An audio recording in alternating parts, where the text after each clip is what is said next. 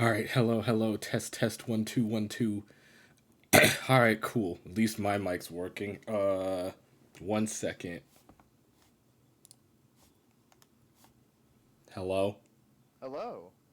All right, cool. I think your sound should be coming through as well. But anyway, hi, hello, happy Sunday to you all. I hope anyone watching is doing good, surviving, all that good stuff. So yeah, well, I kind of alluded to the fact I was doing something different tonight because normally we play games on this channel, but believe it or not, sometimes we talk, sometimes we just talk and we don't play games. So for those of you or anyone that is watching, I used to do a sort of podcast thing on this channel, like it. I think at this point I can say it was a long time ago where I would just have some guests on and we would discuss different topics, be they relevant or just old things. And I don't know. Recently over the months, I just figured like maybe I kind of want to bring this back, but like not do the same thing. So well, that's basically what we're here. Call it like a trial period or a re-inaugural period. I don't know what to make of it. So here we are with the confessional. I only got the one guest. They used to be a regular, and they're also a good friend of mine as well. Would you care to introduce yourself? Hi, I'm Rally, and this is a confessional. I'm gay. No, um, my name is Rally Harlock. My pronouns are she/they, just for future reference. But yeah, I used to be on here all the time, and we talk about various things or react to things I don't know and if those sorts. I don't know if you want to be shouted out either, but I can drop your links if you do. Go right ahead. I have a Twitter, Facebook. I have everything. I have my film archiving channel that I've been. It's been a minute since I've really done any like big projects because life's been kind of busy. I'm working on a couple things, but it's more all comes down to when I'm getting a certain device in. What kind of device? It's called the Doomsday Duplicator. I have the device already after like 2.5 years of waiting, but the what you essentially have to do is you have to modify a laserdisc player, and I don't have the know-how on how to do that. But I have someone who's doing it for me, but it's just going to be a while because he's going to have to ship the player after he mods it. Um, That sounds but really complex.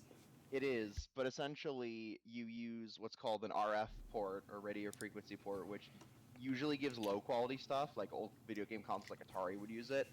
But it's a way you can bypass the composite cables in a laserdisc player and go straight to the raw file of a laserdisc, and it'll be the best it'll ever look. Wow. Also It's to just also to go answer a question in chat that is another voice because I have a guest for once. Well, hi, well hello, not I am guest. well not for once. It's like I was saying. I used to do a podcast way back when OGs will know, and I'm kind of sort of bringing it back, but I want to just make some changes. So there will not be games. I'm sorry if you were expecting that. Maybe tomorrow, but today we will be doing a well basically a podcast, and as you can see at the bottom of the screen, the topic is content creators through the ages. That sounds kind of vague because I honestly couldn't think of a better title, but the long short of it is I figured it would be fun and somewhat therapeutic to discuss content creators, like ones we used to watch and ones that have either left or fallen from grace as they were, because that's something that's kind of been eating away at my mind It's for definitely like a better than month.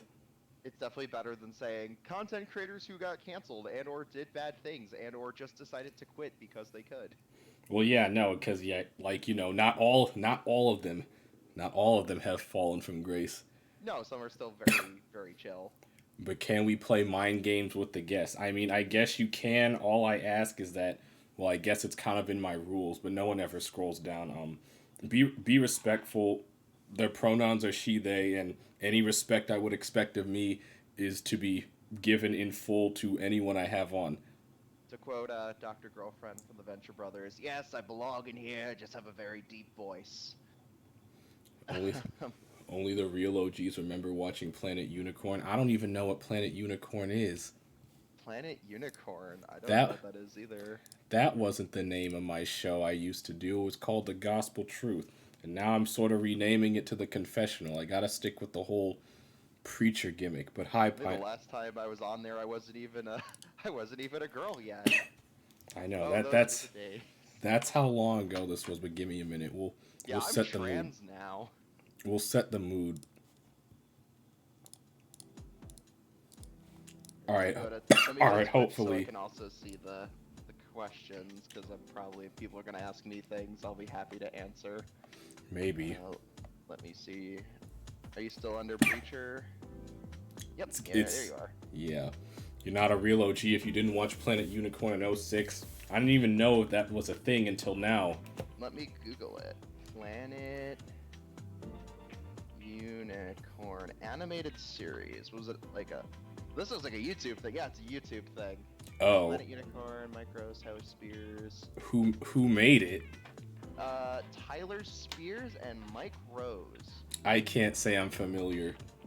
It's from the screening contest, Channel 101. I mean, I remember Charlie the Unicorn.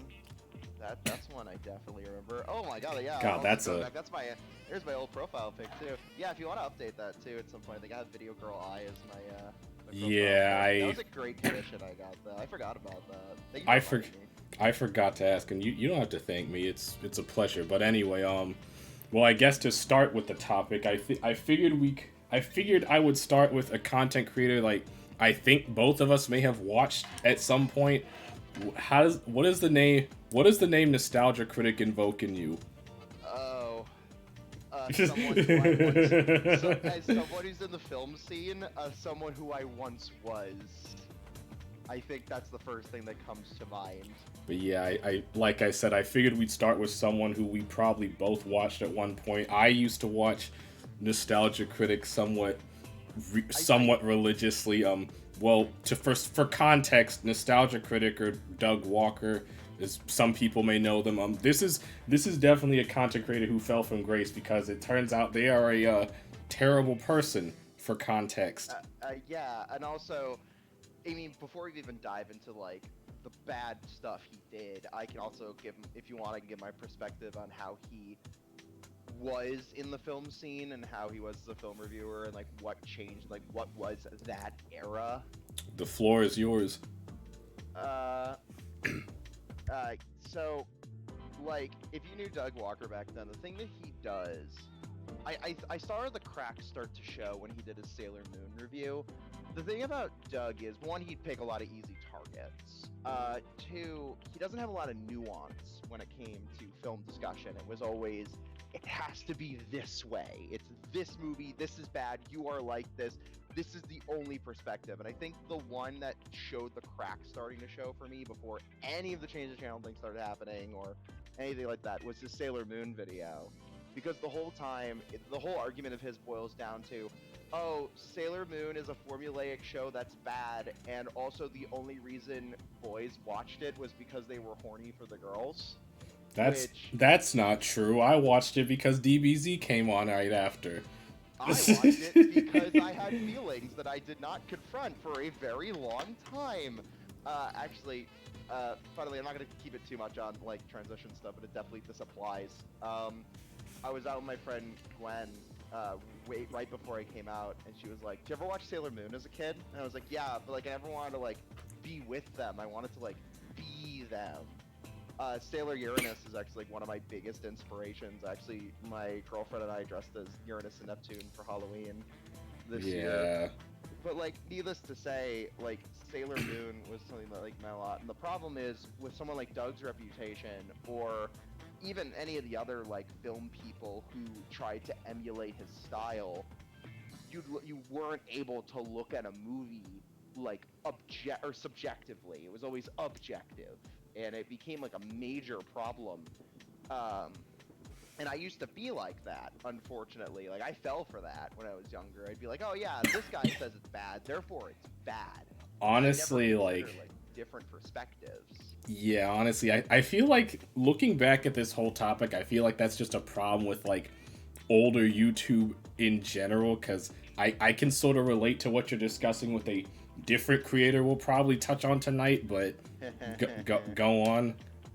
But yeah, like, and the thing about Doug Walker is if you applied any of his logic to like the real world, you'd sound really obnoxious. Like, he, as he said, he's like, oh, Ponyo's a dumb movie because it's for children. I know I'm harboring on a lot of the anime, but he also came out at that time where like anitubers weren't as much of a thing yet, and it was just really easy to dunk on anime. Even some movies he's talked about, like he's like, oh, I think The Matrix is bad because it's pretentious, but he doesn't give a reason. He just thinks Yeah, it's that I think that was like the last video of his I watched was his Matrix stuff, and it's like, yeah, I stopped watching as soon as like his big shift came in and he started bringing in like what was it, Malcolm and the other girl, I don't remember her name, but I don't remember their names either.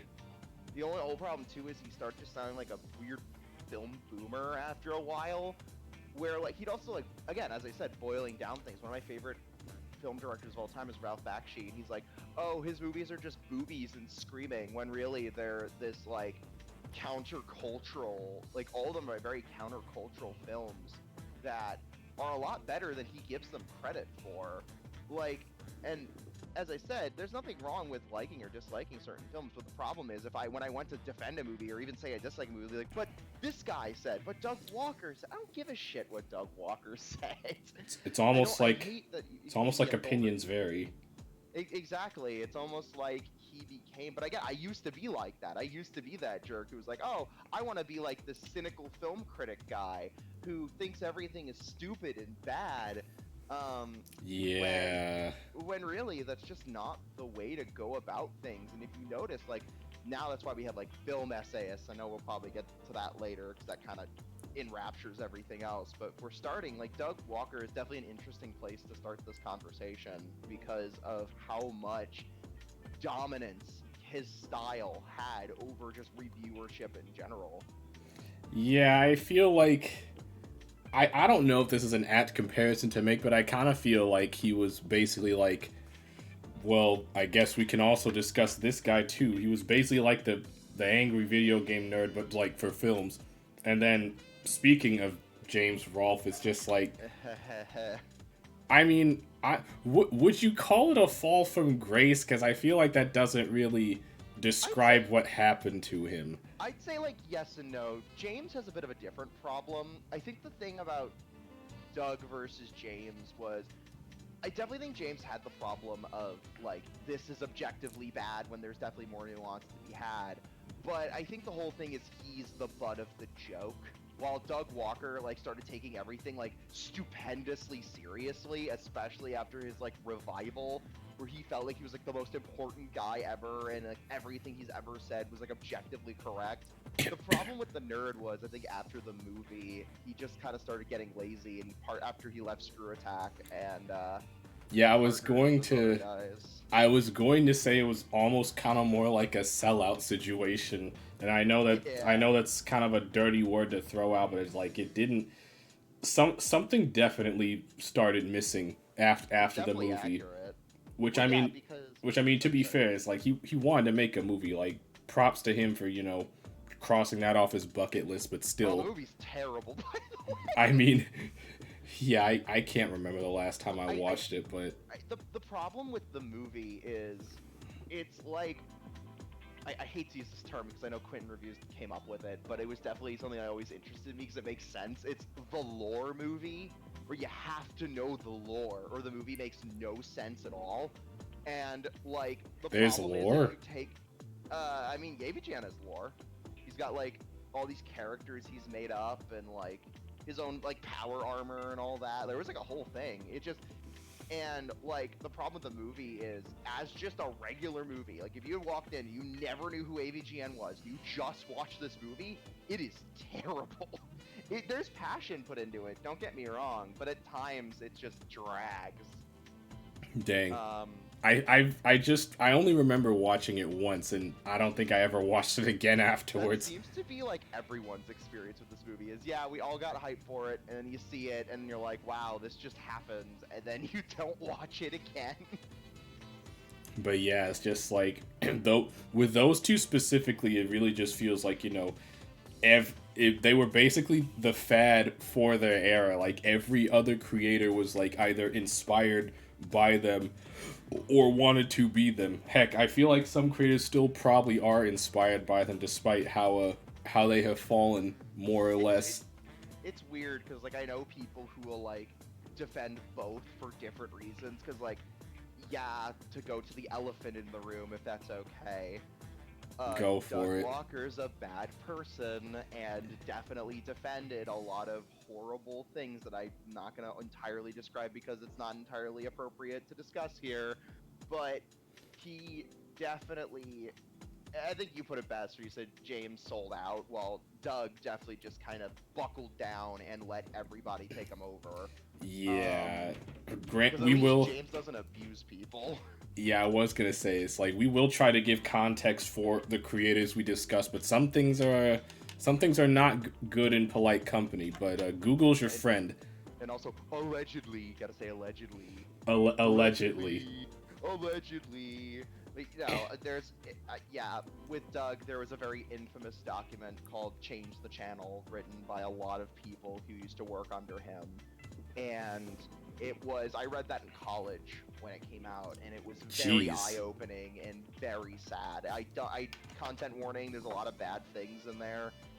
I think it warns you at the beginning, but yeah, if you really want to know everything that happened with Doug Walker, and it wasn't even entirely, basically the rundown was, it wasn't entirely him, but he definitely like was very complacent in a lot of the bad things that happened.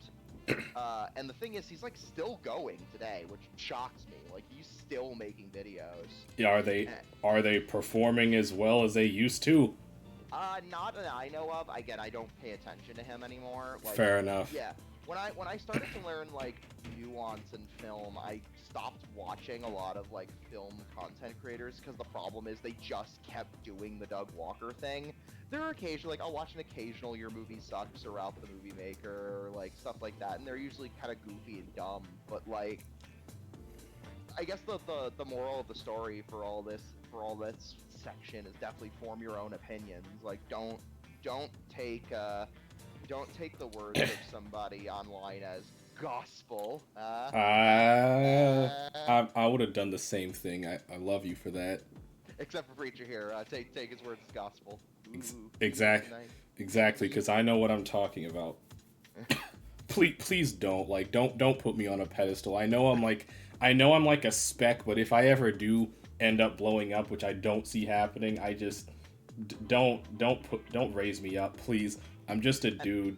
And I think that's actually a good point to bring up is this pedestal slash worship culture that a lot of people have around content creators, that like these people are objectively right and like righteous and incredible, and I'm gonna base Or my whole personality around them. or it's like I thought they were one of the good ones, which I guess is better than any time to segue into some content creator that I want to discuss, because movies are your wheelhouse and gaming is mine. Does the name Chugga Conroy ring any bells for you?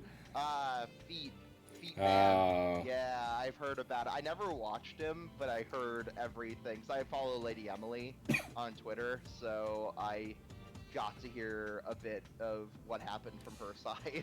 yeah, this one is, well, it's still ongoing to my knowledge, but for those of you unaware, Chugga Conroy basically was like, he was basically one of, if not the Let's Player, because back in like my middle high school days, I used to be really big on Let's Plays, and I watched him a lot. And seeing all the stuff that's been coming out around him is heartbreaking.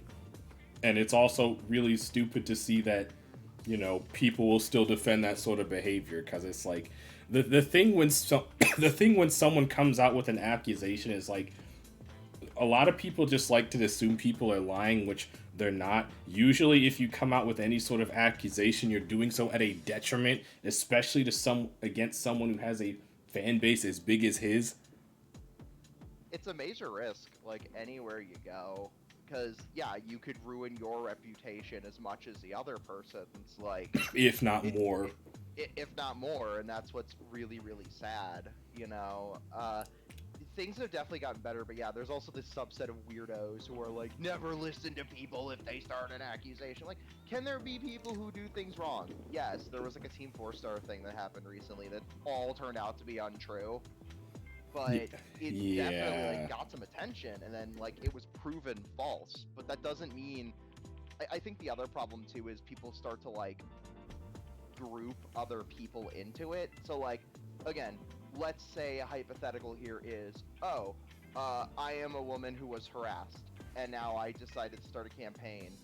But now that somebody else lied about that, who's also a woman, that means all No. women are liars. Yeah. It's like if one if one card falls, the whole house falls. Which that's not how this works. Yeah, no, but yeah, Chug is definitely a fall from grace sort of thing because, like I said, this is still ongoing, and it turns out that he's been a massive creep to, well, not only Lady Emily, who initially came out with it. At least I think she was the initial catalyst Sure for she that. was one of them. But then a lot of other women started coming out saying that he is not good company to keep. And I think another thing people have been asking, especially when it happened with someone else, I think we should definitely discuss. I don't know if it's on the docket, but James Sumertone, ahem.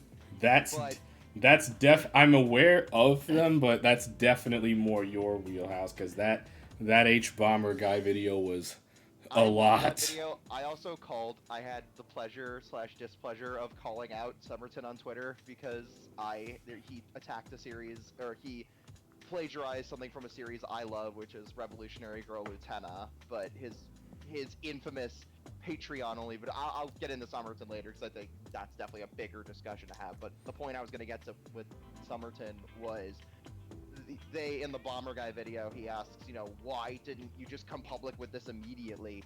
Because if you do, like, one, the person's gonna delete like all evidence immediately. That's what you're gonna try to do. You have to like get a group together and then throw it all out there. That's why the H bomber guy video is like 3 hours long. It accounts from so many people. It's not just like him. Yeah, it has to putting be all these sources out there. it has to be airtight. And it's like, contrary to popular belief or popular standing, it's necessary to get both sides of a story, like, unless you know beyond a shadow of a doubt that it's true, or it's just like the accusations are just that heinous, which very rarely happens. But it's like, yeah, sometimes you need to take information with a grain of salt. But we don't do that on the internet. The first thing that comes out of someone's mouth is the truth, and the whole truth, and nothing else will change that. And that's kind of the thing about being, for lack of better words, terminally online, is you'll essentially, like, people look at things from, again, I guess that's sort of the theme of this evening, is objective versus subjective, and trying to, like, there could be nuance to something. It's not just like this or like that. Like, it can be, but Yeah, but you that's gotta usually really explain and dive into it. Like, it's not just James Summerton is a bad person. It's why is he a bad person? Yeah, but most people aren't concerned with the why. They just want something to point at and a side to choose. And unfortunately, that's not always going to be the best case scenario. It's interesting. I don't know if you have him on the list, but I think one that's interesting to talk about, like an early content creator that was big and now had a huge fall from grace because of some horrible things he did, was JonTron. Oh, he wasn't next on my list, but I kind of wanted to have a whole discussion about him and basically what was it, normal boots as a whole? Because if anything, God, if anything, most of those guys are gone for one reason or another. But yeah, I guess like I said with Chugga, that's still ongoing, so that'll probably still evolving with JonTron for me personally hurts, because despite what the man has said, which for context, JonTron's definitely also a fall from grace, because spoiler, he said some very racist things, particularly towards my race, which for those of you that don't know, I'm black. So yeah, a bit of a slap in the face there, which is like, again, it hurts because he was one of my favorite content creators to watch, and despite what the man has said, I do genuinely think that the man is funny. Like, he oozes charisma. I'll give him that. And that could be like another thing too to discuss is that you can still enjoy what has come before from like a content creator or even like a person. It's if you're currently supporting their work right now after knowing what you know, that's a little messed up to me. To be like, oh, this person is like super duper racist or super duper transphobic. They and then you'll be like, oh, that hurts, but there's still videos. Like maybe I still enjoy watching his content from time to time. That's fine as long as you're not directly giving him support. I Right, mean, like, I watching mean, someone's content right now on YouTube is giving them support, but I'm saying like pirate it or something. I don't know. well, yeah, and I mean, like, what's done is done. Is like, if for lack of a better terms, is like his nuts and bolts video still resonates with me because it kind of leads to what you were saying. Well, we were discussing with James and Doug is like basically. I feel like that video is like a cornerstone to basically everyone thinking that Nuts and Bolts is a bad game because I used to think that for a longest time, and you to the people watching, you know me, and if you don't know me, I'm a complete and hopeless Rareware fanboy. I hated Nuts and Bolts for the longest time, and yet I've played the game on like 4 separate occasions. Nowadays, it's like very much more nuanced than that. I don't hate the game. I still ultimately view it as sort of a betrayal of the franchise, but I still have fun with it. Honestly, for me, that came with Godzilla 1998, which I was like, this is like the worst movie ever made. It's still bad. I rewatched it with Carrie recently because she wanted to watch every Godzilla movie with me, and we did that one. And I was like, this is still like absolutely horrible, but I don't think it's like the worst thing ever. I also think the blow is a lot more softened because we've gotten several new American Godzilla properties that don't So, suck. And also, someone in chat is saying to take that back. I don't like the movie. I'm sorry. I will not say it's a good film. I'm glad you like it. I trust me. If you ever go to G Fest in Chicago, you'll find plenty of people who run the same panel of Godzilla 1998's not that bad actually. And you know what? Have your fun with it. I still have plenty of problems with it, but I don't hate Zilla as a design. I have a piece of the animatronic on my wall. The one shot where they used one. And the cartoon is excellent. If you have not seen the animated series that's based on the show, it is or based on the movie, it is really, really good. Like, too good even. I was like, this is actually what I wanted.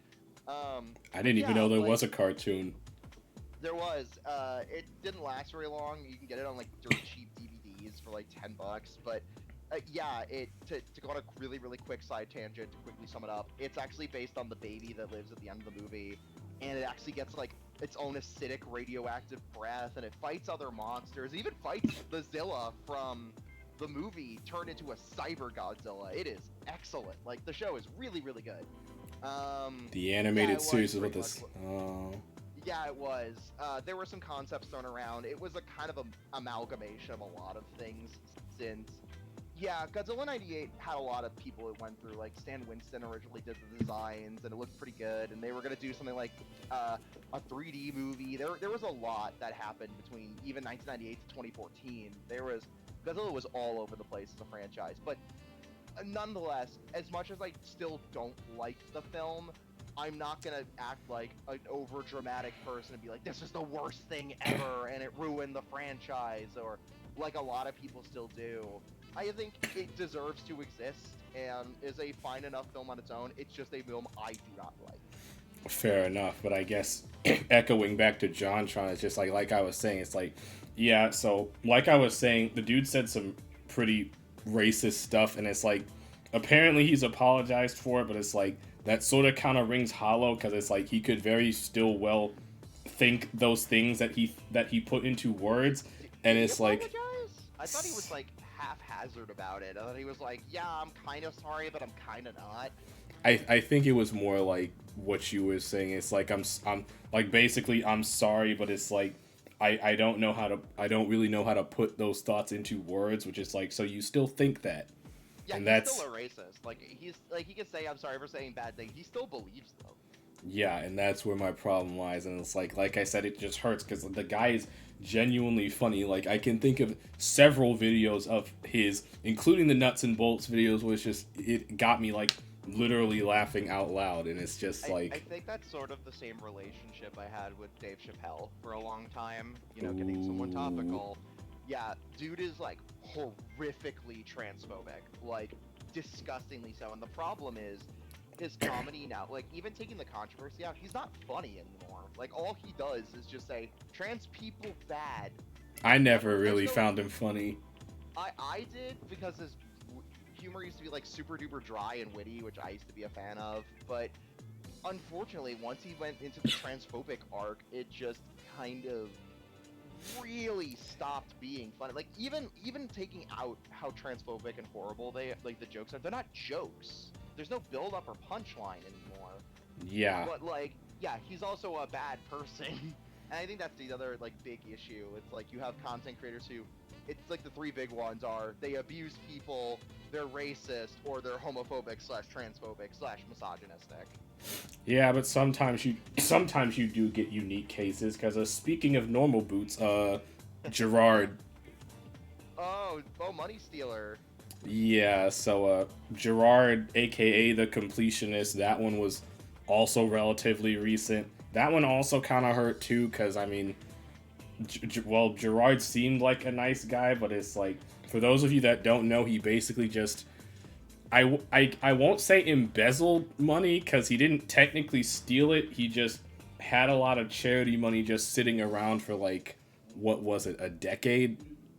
Yeah, I'd consider that embezzlement if you're not giving it to a charity. If you say you're gonna give something to a charity and you don't give it to a charity and you keep it for yourself, I'd call that embezzlement, even if you don't spend it. Especially for that amount of time, like Jesus. And it's like I wanted to give him the benefit of the doubt too. Like I was actively keeping up with that whole quote unquote saga, as you will, but the more that came from it, the more it's just like, yeah, I this think that's thing. another lesson people should take from this is if you're gonna donate to a charity, my advice is donate directly. Like what I do is there's a place here in Michigan called Ruth Ellis. They're in Detroit. It's like the biggest black-owned queer center out there. It's a shelter for queer people. It is fantastic. And I go directly there to give like money or clothes or things to do. Like I don't go to somebody like Youmacon who was giving money to them, but kind of maybe sort of not really. Um, but like also Really. just give it. Yeah, that's Youmacon's a mess. This definitely isn't the why Yoma is bad stream.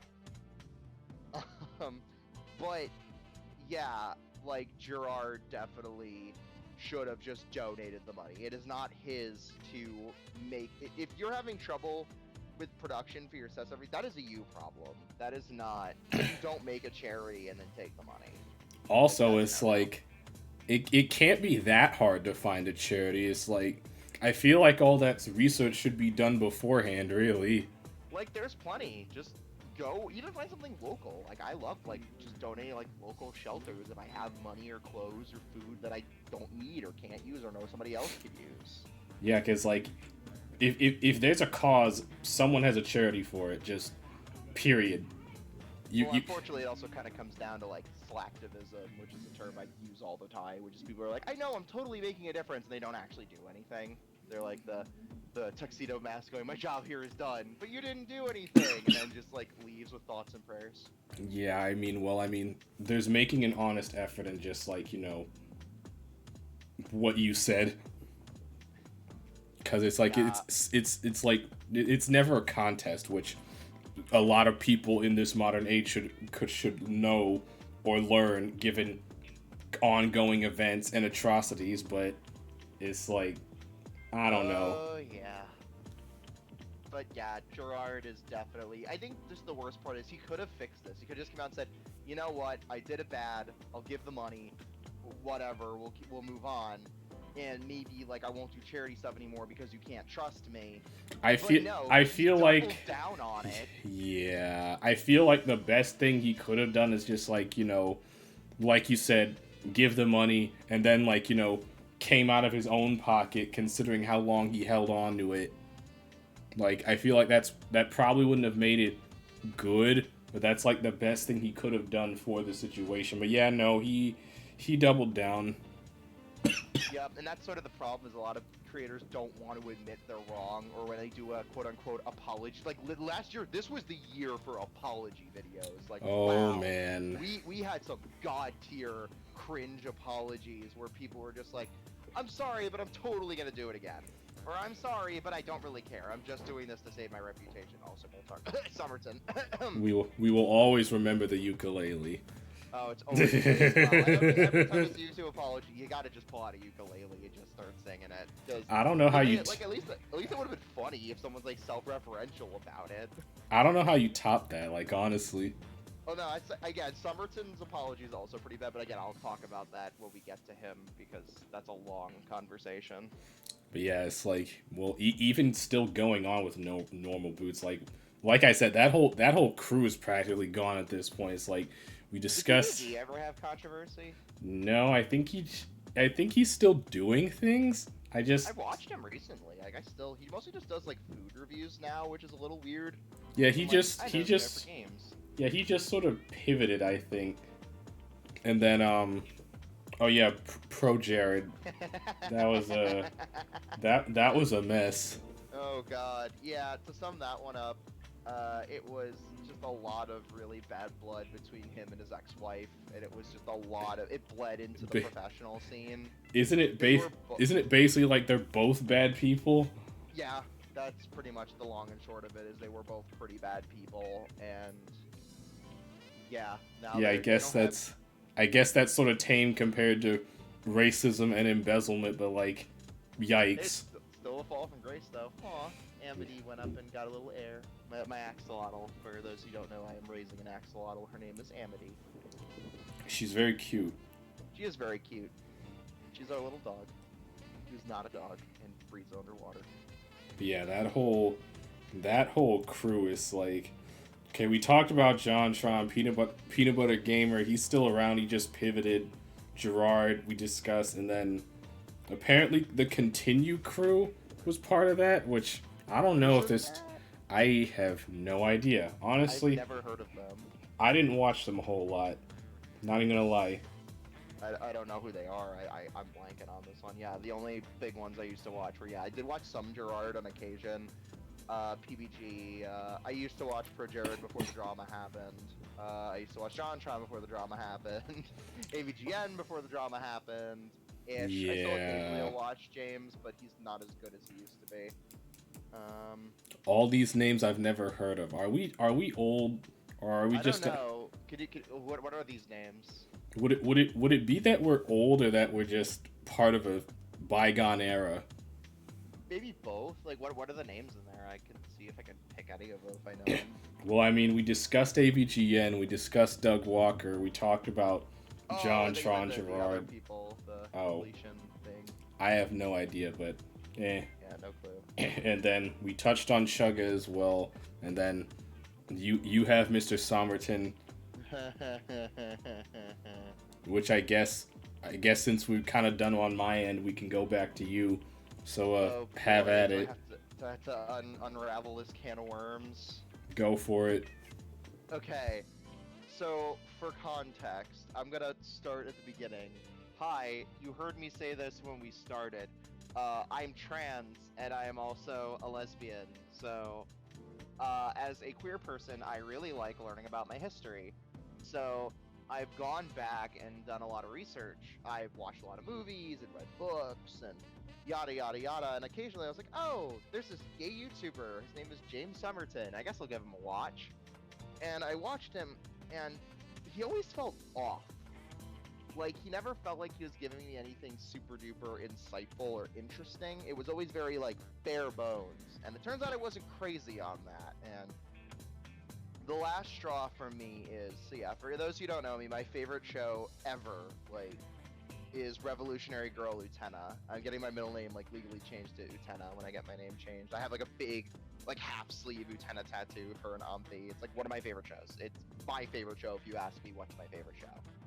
But I have a lot to say about it, and especially as a woman. And the one thing that I don't like to see is a cis guy I mean, yes, he's gay, but he's also a cis guy talking about a feminist text in a way that doesn't, really say anything new. But anyway, that bothered me. Like, Carrie and I are part of the way in the video. I'm like, this is really bad. Can we turn this off? And we did. And then a couple weeks later, the H Bomber Guy video came out. And I was part of the way into it. And I actually didn't know it was about Summerton until halfway through. Because I saw the AVGN bit where he apparently, like, one of his writers plagiarized somebody. There was, like, a few little bits of plagiarism on every little bit. And I was like, okay, this is fine. Yeah, for context, sorry to cut you off, but that H Bomber Guy is like, what, 4 hours long?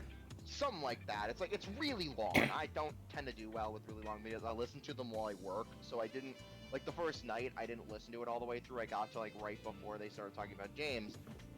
Anyway, I started noticing that James Somerton's, like, blowing up on Twitter, and I'm like, this is weird, okay. And then Carrie comes home, she's like, you need to watch the rest of this video. He talks about Somerton. And I was like, oh. And it is incredibly thorough what he talks about, and to go over you can watch it on YouTube, it's there, but he touched on a lot of points that really bothered me about Somerton that I realized were valid. I just had, like, weird feelings about it, but now I'm like, oh no, I have every right to feel like this. Justification. Yes, he is a plagiarist. Every single video he has ever made plagiarizes off of so many texts, including the Utena one, which I thought was interesting. But the Utena one he plagiarized was not from any. He doesn't talk about the Utena one in the video because the Utena one was Patreon exclusive, and because I was super hyper focused on Utena at the time, Carrie decided to give James Somerton money so he could watch the video, and it was hot garbage. But, side tangent. Like, I hate it when people lock stuff like that behind their Patreon. Like, I get it. You have to make a bag somehow, but it's like, come on. It's like, it's like when people lock, like, mods or something behind a Patreon. It's like, really? First off, I think that's illegal, and second of all, that's just a low blow.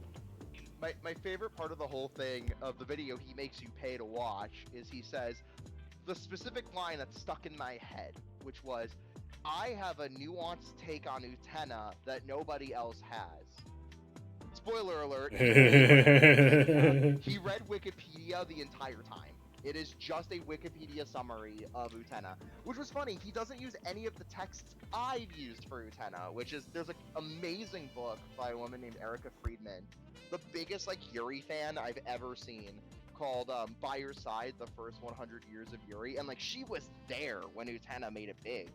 So, like, hearing her perspective, also, as a lesbian, is incredible to read. Like, it's a really, really good book. And he didn't steal from that. He just stole from Wikipedia. Not even, what's their name? There's a big Utena archivist I follow, Empty Movement, on Twitter. I believe it's made up of 2 cis women. Correct me if I'm wrong, but... I wouldn't know. They're like the biggest... Like, none of their information was stolen. It was just Wikipedia. So yeah, that was one. A lot of it was from Wikipedia or people's books. Other queer content creators, people who I'm just gonna rip the Band-Aid off, are definitely more oppressed and it deserves to have more of a voice than he does. So the thing is, he also had a big case. It's a great section that really brought home a point I thought about him, which was he's very misogynistic. Dude just hates women. Like, Jesus. anytime he mentions a woman, he'll make his own anecdote, besides the ones he steals from. He'd misgender some trans people. He doesn't like trans people either. Gross. But unfortunately, that's actually the sad part is, in queer history, if you read a lot of books about it, cis gay men tend to take away a lot of what trans people, especially trans people of color, have fought for. There's a great video by Evasive watching the movie Stonewall, done by Roland Emmerich, the guy who made Godzilla in 1998. It all comes around. Roland Emmerich is a cis gay man who thought that his version of Stonewall was the best version to tell, which is all about a bunch of cis white men who did the Stonewall, even though that's the furthest from the truth. He's also insanely transphobic in it and stuff like that. But the whole thing about Somerton is he was stealing much like Emmerich with People's Voices, stealing from people and making the work as his own and making a lot of money off of it, like thousands each time. His videos got a couple million views and nobody batted an eye. There were people calling him out, but they had his like crazy defenders who came in and were like, no, you're wrong. Yeah. But it's an open and shut case of plagiarism. Like, it's word for word most of the time. And it's honestly disgusting to watch, and it was really hurtful to me because it's someone in the queer community who could have let other people speak, but he just spoke for them and made money and exploited them, and it's really messed up. And then at the end of the Bomber Guy video, he's like, I don't even want to make money off of this. I'm going to set up a fund so that we can give money back to the people Somerton stole from. And yeah, Somerton got like bodied online. Like, so many people came out of the woodwork. The in-joke in the Utena fandom is one of the videos on his docket was that he's going to talk about Evangelion next, and we were like, oh, the Utena fandom saved the Evangelion fandom. Oh god. But yeah, it feels like, well, I mean, I'm definitely not as attached to this as you are, but it feels like the funny thing about this whole conversation is that a lot of people like to bring up quote unquote cancel culture, and I hate that phrase because very few content creators actually like end up suffering for their transgressions being brought up. Like, Yeah. sure they may take a hit to their viewership or whatever, but it's like, for the most part, most of the people we've talked about are still around and still doing just fine, with maybe a couple exceptions. You know, Somerton got nuked. Like, so the aftermath of what happened. Bomber Guy sets up a fund to make up for the victims of what happened to Somerton. This was, again, writers from all over the queer community. And, like, even, like, one of the horrible things he did was the author of, I believe, Love Simon, who came out as bi. He was like, oh, this is just a straight woman writing this. And she went on record to be like, can you stop harassing me? You made me come out as bi because I was scared to, like, say anything. All you guys made it seem like I'm just some sort of, like, gay woman, or not gay woman, straight woman writing about gay men. What is, You like, know, some bi erasure type stuff? so yeah, oh yeah, he hates bi people too. Oh my god. Oh yeah, no, I tracked it all down. He's ace phobic. He's like all the phobics. It's kind of incredible. He's got like the infinity gauntlet of queer, queer. He's got all the stones of queer erasure. He's like, add another one. Oh my god. But like, he misgendered Rebecca Sugar. He misgendered Andy Stevenson. He also had the really insanely horrible claim that like women got it way better than men in terms of like prejudice, when that's also incorrect. Not that old yarn. Oh, there's a lot of like really incorrect things he says. Like, again, watch the Bomber Guy video. He covers like 98% of it. There's also like a 3-hour discussion why his Utena one is wrong that I could have done, but I just didn't because I know there are other people out there who also knew that he was doing Utena, and everyone's like, nah, I know there are people more qualified than me to talk about this show. God, if I ever make a 3-hour YouTube video, just end me, like, please. And also, before you say, oh, what about H Bomber Guy? H Bomber Guy is also bi. He says that in the video too. Yeah, again, another moral of the story is stop erasing people from the discussion. If you're interested in like learning history, and I wouldn't even want to say read a book, because there was a really good video by a YouTuber about misogyny in My Hero Academia, and she mentioned a book that I went to read, and I actually talked to her about it. We're actually mutuals on Twitter now, but I'm like, this book is super transphobic, and she's like, oh, sorry, I hadn't read it since college, but like, she understood, which was super chill. Like, I love that. She's like, yeah, I can't really change the video, but like, yeah, I can let people know this is actually a really bad text. And well, yeah, it's just like, you know, do your research. Yeah, and just like, also keep an open mind about things. And also do things you want to do. Like, Somerton also did this for the grift. He did this because it would make him money. He literally said, like, I don't like anime, yet he talked about, like, Yuri on Ice, and also made a lot of false statements about it. He was like, oh, women were uncomfortable with it being gay, which is hilarious because the fantasies, which are, if you don't know what those are essentially, usually, not always, cishet women in a fandom that are obsessed with shipping the men. Usually that's what kept Gundam going back in the 70s. Like a lot of people tend to know that, but yeah, it's usually Fujoshi's. But again, since Somerton hates women, he decided to erase a lot of it. But anyway, the aftermath, the post game, the new game plus. Uh, so Somerton nuked his channel, like H Bomber Guy said he thought he would, deleted everything, um, and closed down his Patreon. Kerry actually got a refund from his video all about Utena. Nice. Because he nuked his Patreon, he nuked everything, and we all thought it was over. And then he did an apology, and wow, the apology was awful. From minute one, I was losing my mind. There was like the bingo card. He like completely filled it out. Of course, content warning. In the next few minutes, a self-harm discussion. This is what he starts it with. He says like, "Oh, I've been in the hospital," like definitely implying like he tried to end his life, which is what a lot of apologists do. He's super vague the entire time. He doesn't really address. He only directly addresses plagiarism like once or twice. But again, he's trying to cover his ass. He definitely looks like he's reading from a teleprompter. He's of course fake crying the whole time. It is a horrible video. He's like, "Oh, I didn't know," and then he threw his co-editor under the bus, which he was already doing from the beginning. Again, that video was also taken down, but he's like, "I'm gonna put my Patreon back up so people can leave." Because that's genuine. Because that's genuine. And then the thing that made me lose my mind the most, besides the "I didn't know" and like "I don't hate women," I'm like, yeah, of course, sure you don't. I like to make him as the meme of, "Oh, you're gay because you like men. I'm gay because I hate women. We are not the same." That meme is like, my friend Joel and I were joking about that. Like, that's him. Somerton is now this meme. But anyway, the worst thing he suggested, the whole thing is, "Hey, I saw H Bomber Guy was going to do a charity fund. I'll help in any way I can. I'll put my videos back up and source them properly." And I just sat there and I'm like, okay, let's play this on a college essay level. If you say someone's work, if you say a line or something from someone and say that's your own line, but cite them at the end, that's still plagiarism. Yeah, it's really eye-opening, honestly.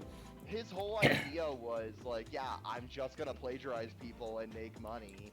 And yeah, and I think it had a ripple effect on YouTube, especially in like film and like history analysis communities, where and I think the lesson from that should be like, be passionate. Don't make your work your own. Like, actually research a subject, see something that's interesting.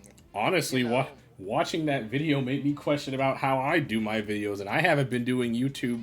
I only just started taking it semi-seriously like last year. It's just like, odds are if you're questioning it, you're probably not doing these things. Like, a lot of the people who tend to do these things are people who, again, don't question it. They don't try to listen to their audience. They don't try to be better. They just think, I can make money off of this. Again, Somerton did this with the explicit purpose to make money. He didn't do it to educate people or help a cause, because, he didn't. Everything's stolen. Like, you can go, I watched the movies he's stolen from, and I definitely can hear his lines word for word. I'll read the books he's stolen from, and it's sad, but like, it should encourage you. If you're passionate about a subject, look into it. Do what you can, Also cite sources, look at sources. Not all of them will be entirely correct. There was a great video that YMS did about Kimba the White Lion and why it's not exactly like The Lion King. And books that people like to source, he tore apart. It's definitely just have a passion is pretty much that moral of the Somerton story. And like, I think being scared isn't entirely like the right. Like, I can understand it, because you're scared. What if I am doing a Somerton? But again, odds are you're probably not doing a Somerton. Yeah, I mean, I'm not big by any means. Like, if I ever get to a point where I can make money off this, it's like, maybe then I'll start worrying more about it. But like, I just try to do my own thing and hope for the best. Well, and again, you're still passionate, much like a lot of content creators. I think the ones who still stay relevant and the ones who are still doing what they do, just be a decent person, don't go stealing from other people or hurt other people, or just have a genuine passion for it. I know there are people who will step away because they don't want to do it anymore, like someone like 24 Frames and Nick or Matt Pat. They just don't want to do it, and that's also valid. Yeah, it's like I didn't even really care about Matt Pat stuff, but it's like he's stepping down on his own terms. Is like good for him. Exactly. Like, at least he left the internet mostly innocent as far as I know. Like, I don't think he's like a plagiarist or did anything horrible. Listen, But he was in Five Nights at Freddy's. I think that's a highlight of his life. he was in Five Nights at Freddy's. Like, again, even someone like Markiplier, like, he's still a great guy. I haven't heard anything bad about him, and he's been on here since the old days. Yeah, Markiplier really seems like a stand-up dude. Yeah, he's just chill. Like, And then freaking well, I don't know if he left, but even PewDiePie, it's like I don't like PewDiePie for. oh no, PewDiePie's also a huge racist. Yeah. He's also anti-Semitic. Also, he's yikes. transphobic, but I can't remember. I can't exactly cite those. I could definitely cite the racism and anti-Semitic ones. Yeah, but I mean, he said, I think he said he was pulling back on doing stuff because he's a father now, which I mean, good for you, but And I think still. that's sort of the other thing too with YouTube is such a different landscape than it was, so long ago. Like, think about how easy it was to just have copyrighted stuff in your work. And Yeah, now now you get demonetized if the system even thinks you're saying a swear. Yep, and that's a problem in and of itself for another day. But I definitely think there are still people who are trying to make it out here, and there are people who are still putting a lot of passion into what they do, which is still really cool. I mean, independent animation's like bigger than ever. We have shows getting picked up for like legitimate like causes, like legitimate like full series and franchises. We have like, I mean, just looking at stuff that like Vivzy Pop's done, whether you like it or not. Lackadaisy, which was pretty good in my opinion. You ever watch one called Monkey Wrench? I think I watched Monkey Wrench. I've heard the name. And then Digital Circus. I don't know why that took so long. Digital Circus is like a big one. Like, there are people like, and that's just on the art scene. Like, reviewers will still be around. I definitely think right now it's kind of evolving. Yeah, now there's the video essay, which I have mixed feelings on, because for one thing, I think you should consume it usually after you watch a movie or play a game or watch a show, because I think you should come up with your own, as I said earlier, you should come up with your own opinions first before you go and listen to someone else's. Well, yeah. Plus, I mean, it's a theme. I still don't know what the heck I'm doing with my channel. But I don't know, like, for me, I just wanted to start doing archiving, and I've learned the ups and downs of that. It's a nice scene, but there's also, unfortunately, a bit of, like, a frat bro mentality that pushes people like me or my friend Pauline out, or, there's this is objectively correct and this isn't kind of thing. I've gotten into arguments, unfortunately. Twitter's a hell site. Kids, don't do Twitter. Social media sucks. Social media sucks, but unfortunately, it's, like, the best way to get yourself out there. But, I want to do preservation. I want to learn, how, because that's my hobby. I love restoring, like, movies and shows. It's always been interesting to me, and, like, I'd like to talk about them in, like, a form one day. I just never got the courage to do so. Because I tried a few times. I was originally going to do a Doug Walker style thing. My first thing I was ever going to talk about was the Ranma 1/2 live action movie. There was a live action of that? Yeah. Oh. I don't like to talk about it, but yeah, it exists. It's really bad. It was a made-for-TV movie. Oh. Oh yeah, it's awful. But I was gonna do like a Doug Walker style discussion when really, like, as soon as that fell out of style, it was like, maybe I don't need to talk about it. Yeah, it's like, what do I do now? And then it was like, oh, maybe video essays. And then the Somerton thing happened. And I'm like, oh, I think for me, I want to take a step back and eventually just start talking about things I like. It's just like a passion thing. It doesn't need to be like. Everyone tells me they like to hear what I have to say about movies and stuff. So. I don't mean to like stroke myself off, but my highest performing videos as of now are well, the ones that I've actually put effort into editing are like, well, basically me discussing about different platforming mascots. Like the first video I made, which broke 1,000 views, which to me is insane. I didn't think I'd do that so fast. Was I literally just made like a 5 minute video talking about Spyro, like It just was good. I watched it. yeah, and then I did another one on Rayman, and that was actually topical because the whole Captain Laserhawk thing happened too, which a And lot you of had like, people like to mention. and you have a nuanced perspective because yeah, you grew up on these things. These are things you've experienced. This isn't just something you're doing to get a paycheck or like something you're gonna copy from somebody else because you just don't have much to say. And I think that's sort of my hurdle. I need to. This has been an oddly I weirdly therapeutic podcast right, because now I'm like, wow, I right. really need to start writing things. It's Like, just because there's like stuff I want to talk about. yeah, it's just like I have ideas, and this like there are certain ideas I'm putting away for like subscriber goals, not just because well one I like to keep people on their toes, and two is just those the videos that I am saving for when I reach like that amount of subs is one I plan on putting a lot of effort into. Like if or when I do reach 100 subs, I'm gonna make a Pokemon video because good lord, I hate this fan base with a I was just passion. talking about that the other day about how much Pokemon's gone downhill. It's not just the games, it's the fan base. It's Fans, like yeah, I'm especially with Power World happening I'm recently. I'm just gonna say this off of Bucks. A lot of you just need to let it go. Like Please, no, I'm seconding that. play something else. You clearly are not having a fun time here. That's Well, fine. even when someone comes out and says, like, when Power World happened, everyone's like, "Wow, these designs are so unoriginal." Do you really think Pokemon has like the most original designs in the whole world? How many like variations of a bird can you do, or a trash can, or like a puppy? Like, Even it's not that even easy. even with the original 151, it's like, oh, modern Pokemon designs are stupid. It's like, bro, there's a Pokemon that is a snake whose name is Snake spelled backwards. Backwards. I There's one that's just goo. It's just muck, and it's called muck.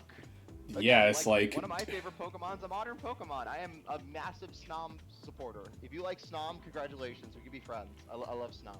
exactly. It's like even then it's like, we have the rat, the boxer, the kickboxer. Voltorb is literally a Pokeball with some googly eyes strapped onto it. And then it's For Electro, it's the other way. and then you just invert the colors. And Diglett's literally my big toe if I drew a face on it. See, the other day, it's interesting we're having like the gatekeeping conversation with people who are like, this has to be this way. So I don't know if you heard recently, but there was the Sailor Moon controversy. The what? Okay, this was more of a thing in film archiving scenes, but Are these powered creatures? No, all the creatures we talked about are actual Pokemon. actual Pokemon. Like, I have not even mentioned a single thing from Power World, but like, again, Pokemon, there's only so many designs you can do. Plus, Power World isn't even similar to Pokemon. Like, people like to sell it off as like, Pokemon with guns, but it's like it plays nothing like them. Again, it's like when people are like, oh, Digimon's the same. Have you actually watched Digimon? The show is really good. Like, really good. Even I know Digimon and Pokemon are two completely different Even things. like, or Yu-Gi-Oh, or even like, I even know a subset of Bakugan fans. Like, Bakugan's not that bad. Listen, Like, Bakugan was raw. Beyblade, like, Metabots, that's one I liked. Metabots by the way, Disco Tech just put out the Japanese releases of Metabots for the first time in the States. I never got the hype around Beyblade. I'm not even gonna front. But even then, like, it's not Pokemon. And I think the problem with calling something a ripoff is, and again, I use the YMS Kimba the White Lion versus Lion King as an example, which I think I always think of the line when people are talking about Power World, like, there's only so much you can do with setting animals in Africa, and there's stuff that definitely came before the Lion King or Kimba that is also technically the same thing. Life imitates art, imitates life, or whatever. But, oh, right, Sailor Moon thing too. I'll get to that in a sec. But yeah, like, I just think the problem is, I think that'll probably lead into the Sailor Moon thing pretty well, because yeah, if you're acting super elitist and saying like, this shouldn't be this shouldn't be that. It's, dude, stop. Stop. But I guess to go into that, the Sailor Moon controversy. So, if you ever decide to pick up Sailor Moon on Blu-ray, the new Blu-ray, not the one that Viz did earlier, you'll notice that the show looks a little pink. Is that And what people were freaking out over? yes. Oh my So, god. let me give you the context. So yeah, if you notice, the show has a bit of a pink tint. That is not intentional. That is an objective fact. That is due to film fading, and they just never color corrected it, so they just left it pink. Usually it gets red or pink, sometimes they'll throw a green tint on it. Unfortunately, you can't reverse that, but what you can do is color correct it. Toei doesn't roll that way. Toei is infamous for being the laziest company to preserve things ever. So, yeah, people revealed that, and there just became a massive war online of people going like, well, I think the colors look fine, and it makes it look more girly and nice. And That's the other what they people were like, freaking "This is out wrong, about? and you can't- Really? and you can't watch it this way."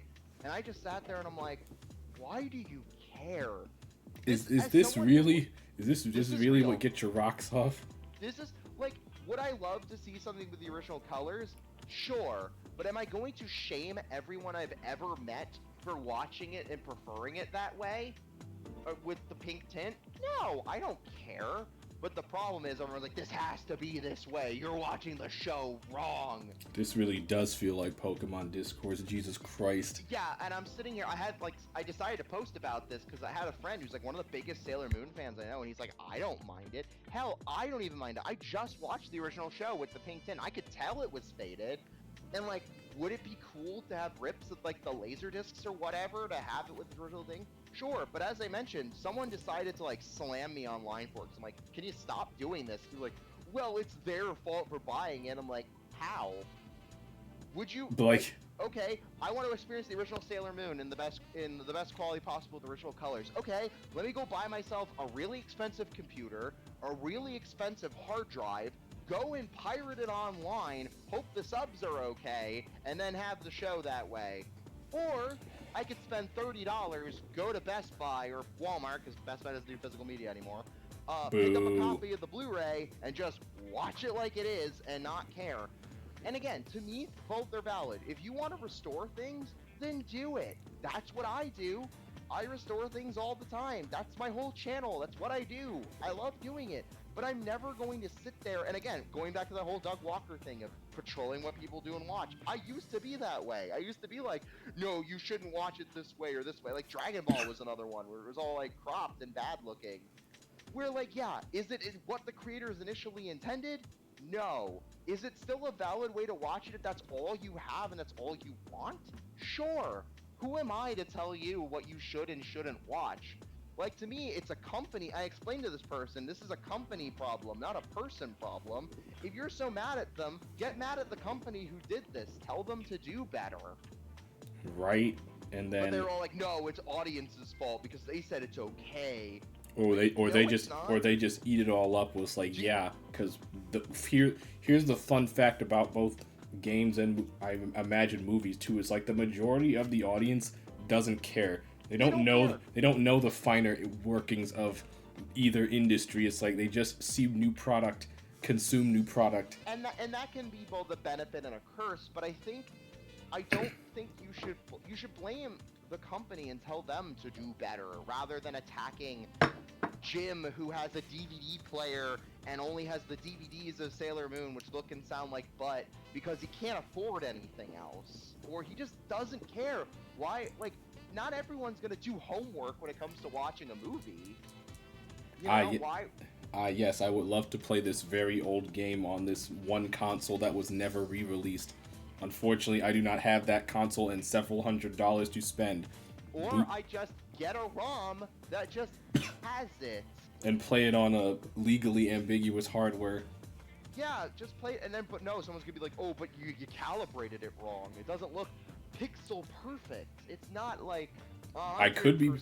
I could be playing it on the original hardware where it runs at like 12 frames a second. Would you like that better? Here's what I do.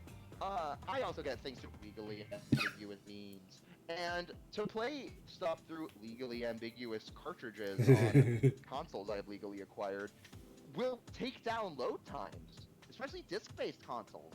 They'll eliminate load times. This stuff isn't going to always last forever, too.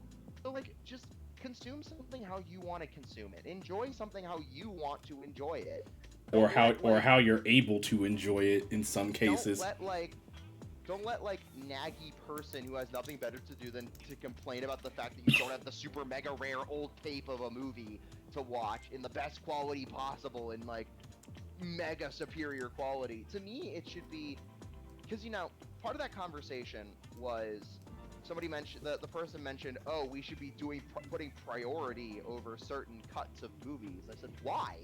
Why? Seriously? Why is the, like, my friend Pauline, awesome archivist, by the way. She's like Space Hunter M on Twitter/YouTube. You can. Her and I have had some talks. Like, she's a great person.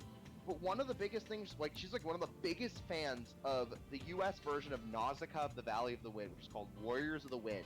She unironically loves it, and she's doing her best to preserve it as much as she can, documenting things, restoring tapes. She's working super hard. Everyone's like, well, that's not the best version of the movie to watch, so why are you even doing this? Because I want to. Because I like it. Why do you have to sit here and again, yeah, the same thing with Pokemon. Well, I don't like Power World because it's not Pokemon. Or it's Pokemon. The argument people are saying is like, oh, Pokemon sucks even more because Power World's actually doing something with the formula. It's like, first of all, they're not, and second of all, it's like you have to understand. It's like, again, you don't seem to be having fun. Why are you still here? I can tell you that Pokemon's probably not going to get any better because it makes too much freaking money. Heck, the games aren't what makes it most of its money. It's the merch, and Pokemon merch is never going to not sell ever. Pokemon is the highest selling franchise in the world. It's bigger than like stuff like Star Wars or Marvel or any of those things. So like, it's valid, and that's the other thing. It's not like you're invalid for having the opinion of, oh, Pokemon is bad. Like, right, okay, and Scarlet and Violet are not great games. I agree with that. But are you gonna really sit there and watch 5-year-old Timmy playing Pokemon and be like, you're playing it the wrong way? Yes, but the thing is like, even I would. Believe me, I want Pokemon to innovate or do something new as much as the next guy, but it's like I've also come to terms that, like, one, I'm in this rabbit hole too deep, because, like, well, Pokemon Blue was the first video game I ever played, fun fact, so, like, I've played this since the beginning. I've played every mainline game since then, so, again, I'm in too deep, and two, I also know relatively that the nature of the beast is, like, Pokemon is definitely one of those franchises where it's like I can say rather confidently that it is far too big to fail, but because it's so big, it also can't be pushed forward as far as innovation's concerned. Exactly.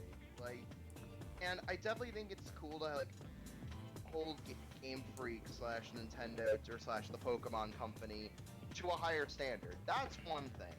But again, stop ruining stop making it seem like it's like the customer's fault for, and stop harassing the devs. Like, that doesn't just apply to Game Freak, that applies to everyone. They're not paid enough to do these things. They're hardly paid at all. Heck, most of them are getting laid off. Or they're under crunch time, because the problem with complaining to them is they're gonna start getting laid off, and they're gonna say, companies are gonna look at that and go, maybe it's not us that's the problem. It's all these workers who want more money. Yeah, let's kick them out. Let's have AI do it. Again, right. That's a problem in both the movie and gaming industry. Is AI is trying to take over everything. Yeah, that's a whole other conversation in itself. Remember when we were talking about content creators? Oh yeah. So. I'm kidding. This has been very fruitful conversation, very therapeutic, like you said. But I mean, I don't know. Other content creators on the list? I did sort of think of one other that I can slightly touch on. Shoot. Does the name Spoonie ring a bell for you? Oh, no. Oh, I mean, okay, so if we're going through the channel awesome people who fell off, I'm not gonna touch Lindsay Ellis with a 50-foot pole. I'm not Ooh. getting into that one. That one did not end well. Yeah, for context, Spoonie or the Spoonie experiment, they're a very old YouTuber. This is like calling it an extreme fall from grace feels like an understatement. Like this man went off the deep end, like for real. Okay, he's a creep. There's a down the rabbit hole video of him, and if you ever end up on down the rabbit hole, it's like something went wrong, like very wrong. You know you messed something up. Also, to respond to your thing, Spoon Remo, are you saying I should be forcing you to watch and enjoy Godzilla 98? Again, as I've said, and I think that's, again, a funny point, like, no, I don't have to enjoy Godzilla 98, and you have every right to enjoy it. Like, They were who being am I to- sarcastic, by the Oh, way. I know. That's what I'm saying. Like, who am I? But it goes to that point: is there are people who will be like ride or die, or hate it so much that everybody else who enjoys it is a bad person. Again, you like it, you like it. I don't, and that's that. Like, oh man, why do I have to have like a 4-hour conversation about why I am valid for disliking it and why you're valid for liking it? Just you like it, I don't. End of story. Man, I hope my channel never blows up because I'm gonna have to do a Sonic video one day, and that is gonna be the Sonic fandom. Oh god. that is gonna be a time, and it's like for about Sonic. Every Sonic game's perfect. Listen, Or like Sonic was never good. Listen, the Sonic fan base is the worst fan base I've ever had to deal with. Like worse than Pokemon, worse than anything else I can think of. Like I don't think I've ever had a pleasant or even fruitful conversation with a Sonic ever. Honestly, But I just learned to let them live, and I've accepted that if a Sonic game exists, someone will defend it, even the bad ones. And there are a lot of bad ones. Agreed. I was gonna say, going back to Spoonie real quick, is there even like, does he even do anything anymore, or is he like gone? I think he's just gone. Which makes sense. Yeah, because that man just like he actually just like went insane. I believe it. And I'm not exaggerating. Like actual descent into madness. Do you ever remember a content creator named the Mysterious Mr. Enter? I do actually. Oh I God. never got big into the cartoon tuber space, like outside of maybe Rebel Taxi, which I still watch from time to time. Yeah, Rebel Taxi's chill. Mr. Enter's a weird guy. Like, I was watching videos, like, I think I watched him, like, once in a while, but, like, I watched the video on him the other day, like, discussing the history of him, and wow. Wow. Yeah, also, he became the Turning Red 9/11 guy. Oh my, yeah, that was something. That video, that is still, like, one of the funniest things I've ever heard in my life. You want to talk about, and I think that's another thing too when it comes to like media or even like game analysis is the topic that's been on everyone's minds, which is media literacy. So for those who don't know like exactly what that term is, it's pretty much how well do you understand a piece of media. And while I say that there are definitely people who have more literacy than others, yeah, that doesn't make anybody's opinions less valid. But I definitely think, as I said, why I mentioned do the research and things like that is, again, it's good to have media literacy. It's good to have a conversation with someone and know what you're talking about. Yeah, and I get that media and art is subjective, but there's like having an out there opinion, and there's just like, how did you come to this conclusion? Yeah, like getting the text wrong. Like, I was watching a video on Utena that somebody made, and it was like completely incorrect. Like, there are details she mentioned that do not happen in the show. Or like she thought happened, but wasn't what what was meant to be. Because again, there's the text, and then there's the subtext. When you get the text wrong, you have a problem. Yeah, you're already messing up from there, because it's like you should at least make sure your information's correct. Yep. But that was the other thing about like going back to Somerton is like he'd make up lies. If it wasn't correct, he'd make something up to justify it. And the source is, I made it the fuck up. The best source. That is always the best source, is I made it up. But is a banana taped to a wall art? Yes. Yeah. It may not Sure. be good art, but you could make an argument that it is. I mean, that's a discussion that's been happening for a long time, even outside of like. And again, It will invoke feelings in someone. yeah, someone will hit it. Like it's somebody's first exposure. It's like again, even like bad games or bad movies. It's someone's first exposure to something. And there's merit in bad media, Of course, there's stuff you can definitely learn about too. or at the Like very least laugh at. yeah, you can either laugh at it or yeah, learn things. Like why is this wrong? Why was this bad? Why was this a bad decision? You know, I think that if you only consume, if you only eat nothing but like the finest cakes, you're gonna get kind of bored eventually. Yeah, it's you do have to know both sides of the spectrum to like really understand how far we've come and where we can still go. And again, as I said, if you don't like a thing, fine, but nothing's like fundamentally like worthless. There are things you can like disagree with or can be like definitely terrible. But again, it's good to explain why they're terrible.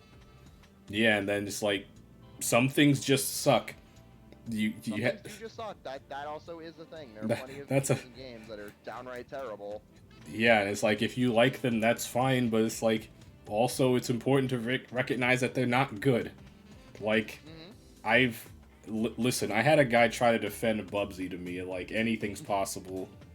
Yeah, And I've had people. it's like you will never convince me Bubsy is a good game, but more Oh, power to you. here's another one. If we're talking about Godzilla, Godzilla's Revenge. I'm gonna say it. I know people are gonna get mad at me if I say it, but Godzilla's Revenge is a good movie. I have So, no yeah, come at me. context for this.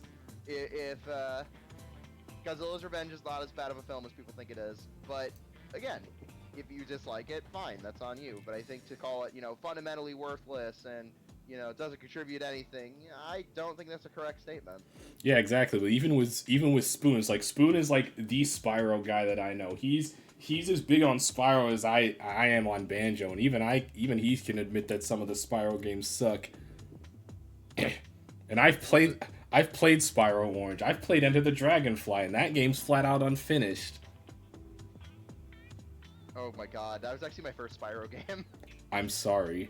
I know, I am too. I never beat it, of course, because it was a fundamentally broken mess. Playing Enter the But Dragonfly gave me a legitimate headache. Like, it's really bad. I like that you can glitch it and beat the game in like 5 seconds if you know what you're doing. that's a mercy, if anything. Like, the game doesn't even run at a consistent frame rate. That's why my head started hurting. But also, again, the value of it being used as a speedrunning game, or that's people like it for the memes. Again, there are plenty of movies and shows and Or people love just for the memes. or a lesson on what not to do, or the Well, you get this, importance of giving devs time to cook. like again, you could say what you like. There are parts of the Star Wars prequels I'll defend. I will still say they're not good films, but I will say there are aspects of it that are quite good. You'll never convince me pod racing was a mistake, ever. Yeah. Game is a great game though. Exactly. The game is fantastic. And like again, we have prequel memes. The memes are incredible. I watched Freebirds just because of the Thanksgiving meme. It's awful. It is such a good movie. But wow, are the memes incredible. Even with bad video game movies, it's like I still I enjoy the original Mortal Kombat, even though I it's like Street basically Fighter too. yeah, I like that's Mortal Kombat. I like Street Fighter. I like the Mario movie. I'll straight up say it. I love the original Mario movie. I like it more than the Illumination one. I don't know. I can't agree with you on that, but I again, think because the thing is, I had so much entertainment out of the original movie. The problem is, after I saw the Mario movie like a second time, I think I saw it twice in theaters. I fell asleep. It was one of the first movies I ever fell asleep to, because I just knew everything that was going to happen without any nuance. So I was like, okay, I'm just buckled in. Again, it's not a bad movie, far from it, but it's like painfully mid to me. Whereas like the '90s Mario movie is such an epic disaster of incredible proportions. And every time I watch it, I get something new out of it. Koopa. Koopa, and also we're finally getting the producer, the what's it called? Director's cut? No, it's not a director's cut. It was not done by the director. Oh. Like a rough cut. We're getting like a rough. We're getting there's a word for it. I'm blanking for some reason. but we're getting like a pre-production cut of it, which had all the like it was like almost like 40 minutes of scenes they just cut for the movie, whether Wow. it be for time or just it didn't fit the story. By the way, Sega, I know you're watching. Release the Manhog cut of Sonic. I know you have it. I know it's I out would there. kill to see the Manhog cut of Sonic. Me And too. that's another thing too is I guess going off of this is definitely a tangent, but like versions of like did you see Spider-Verse, the new Spider-Verse in theaters? I saw it twice. Did you know there are 3 versions of that movie? Yes. Yeah, Carrie and I actually saw. So we saw Transformers: Rise of the Beast, and then saw Spider-Man that night. And I was noticing while I was watching it, I'm like, why is the audio terrible? I'm like, there are just some lines I couldn't make out. I was like, is this just a problem with our theater? Because when we went to see Dragon Ball Super Superhero, one of the speakers wasn't working, so it was a little low. Ooh. And then the second time I saw it, it sounded fine.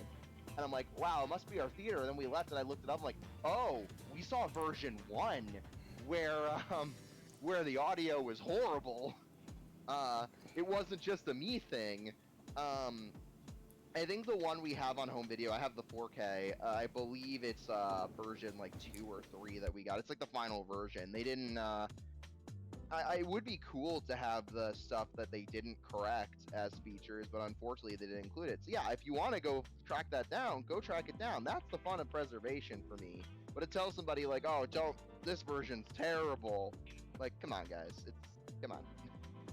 Yeah. But it's so weird to see, like, I mean, even with games too, that it's before patching. What movies are getting patched? That's wild to me, honestly. Like, that's not an uncommon practice. That's definitely happened a few times. Even back, if we're talking about the prequels, the Star Wars Episode 1, all home video releases post, like, the Laserdisc and VHS have changed stuff in it. Changed visual effects, like, minor sequences are changed. Wow. Yeah, and, like, it's interesting to, like, keep track of it all. But yeah, definitely release the Manhog cut of Sonic. It exists. We know it exists. It's out there. It'll happen. It's probably in a vault somewhere. And like that's the other thing too. On the hopeful side, is preservation's gotten better than ever. We've discovered film negatives and movies we never thought were ever going to be found. Yeah, and it's the same with games.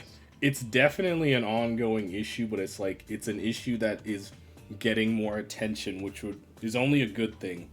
Agreed. And as someone who's in like the preservation scene for film, I couldn't be happier. But again, don't be like a dude bro and gatekeep what is and isn't valuable to preserve. Yeah, because it's really like horrible mentality.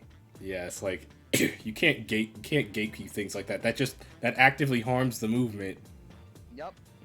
You're not helping anybody. You're just sounding like a jerk. Because you are a jerk. Yeah, usually it means you are a jerk. But yeah, I don't know. It's like, did you have any other creators you wanted to touch on? Who else became like a weird? I can't really think of anybody. Summerton was like the big one in terms of like media that was really on my mind recently. And yeah, of course, Doug Walker. It's really... It's funny how we mainly stuck to YouTube, but then again, I feel like Twitch is an entirely different beast, and that I also am not an expert on Twitch creators. Like, were there any like really infamous examples? Not that I can. I have some personal examples, but not ones that I can think of are like very infamous. Except like, well, maybe Dr. Disrespect. I think we still don't know why he got banned off the platform, and quite frankly, I don't care. Dude's a jackass. So I was gonna say, if your name is Dr. Disrespect, odds are you're probably not a nice guy. He isn't. But other than that, like I said, I only have personal examples. Yeah, I don't think I tend to, like, I could talk about, like, movie creators if we're talking about, like, people who fell from grace, because, like, so, I don't know if you want to get into that can of worms. You can maybe do, like, 1 or 2 examples. I can't quite think of anybody who isn't, like, really creepy or bad. Like, really bad, where I'm like, oh, like, there's the Rurouni Kenshin guy, and we all know what happened to him. Yeah, for those of you that don't know, the mangaka behind Rurouni Kenshin is a pedophile. Yeah, he's a Pedialyte consumer. Which is So, very if, bad. If we are allowed to talk about this on here, then I'll just open that up. Yeah. I The creator of Rurouni Kenshin had so much CP that the Japanese authorities thought he was a dealer. my God, And the worst he got was a slap on the wrist. And Rurouni Kenshin is still running today. didn't they make a new one? Yes, they did. Yeah, And he's still making money off of it. yeah, that just leads into, people like to scream separate art from artist, but that's a whole conversation in itself. Yep. I won't get into the wizard game and you know who. I'm not even gonna touch that. I I've don't need to. I've already said my piece on that more than I care I've to. said my piece on wizard game too. I'm good. I don't need any more people being like, well, actually, no. Yeah, the No, I'm moral good. the moral is you can't separate art from artist if the artist is still actively making money off their art. It's And diff it's different because people like to bring up Lovecraft when they use that argument, but here's the thing, Lovecraft's dead. Also, never Google the name of his dog. That too. But yeah, like, and I think that's another thing too is like, there's a movie I actually really like. It's called Suicide Club. It's a great movie, but the director Sion Sono is like a horrible person. He does bad things, and the company I love that released it, Discotek, didn't know, but they already had the license when it went to go. It was already, they had to print it, so it still happened. But like, are you gonna blame Discotek for that? They didn't know until like way after. Yeah, and sadly, Also, morals. I like the movie. Yes, because that's another thing on it. Morals are nice, but unfortunately, contracts are binding. Yep, and that is unfortunately the case. And you know, I also like to say to people this, like, why do people get to be so picky and choosy? Why not just make like a big thing about issues? Because you're like, oh, protest this thing or this thing or this thing. I'm like, why not all of them? yeah, it's Why like do you gotta pick and choose? yeah, it's like it's not a contest. We're all getting screwed over by the system. Yep, in some way or another. And like, I think that's sort of like the thing about content creators is different because they make profits off of specifically doing bad things. Well, Or, yeah, it's again, like there this. there are of course things you do that are of course inexcusable, and as we've talked about, it's all a case by case basis. Yeah, the thing about content creation, which I guess I'm putting every content creator on blast, is like most of them just like basically stay inside their little cliques and or bubbles and basically form echo chambers. Like most you're lucky if you can get any content creator to talk about real life or real issues. Oh my god, I'm not even gonna get into the political scene with that, but that's actually been a sentiment that's been echoing a lot lately in the political scene. Which is stop putting yourself at echo chambers and stop like making good guys and bad guys out of this, because you're not doing anything to help a cause. Yeah, because I get it. It's like, we come to content creators as an escape. I get it. I disassociated this entire weekend, but the thing is, it's like reality still exists, and you do have to eventually snap back to it. Oh, there goes Mom's spaghetti. But yeah, that's like I said, that's a whole different conversation. Yeah, that's definitely different. I'm trying to think. Like, I can't. Because we really tackled like the heavy hitters. Watch, like, if we end this, we'll just be like, oh, I know, it's this person. Isn't that always how it goes? But I think we could probably call it a night with this. Yeah, I think we tackled. It's around 10. I think it's been a nice hour and a half. Any closing remarks? Be gay, do crime. Row, fight the power. Couldn't have said it better myself. But anyway, thank you for joining me, my friend. As always, it's lovely when we do get a chance to talk. And then play something you wouldn't normally play or watch. I second that. But anyway, to those of you who watch, thank you. I appreciate it as always. Like I said, I might try to make this a more reoccurring thing or bring this back in some method. Those are my links. Best way to see when I go live, all that good stuff. Maybe I'll play games tomorrow, but if I'm not around tomorrow, we'll definitely be around Thursday, because February starts on Thursday, which means it's go time for me.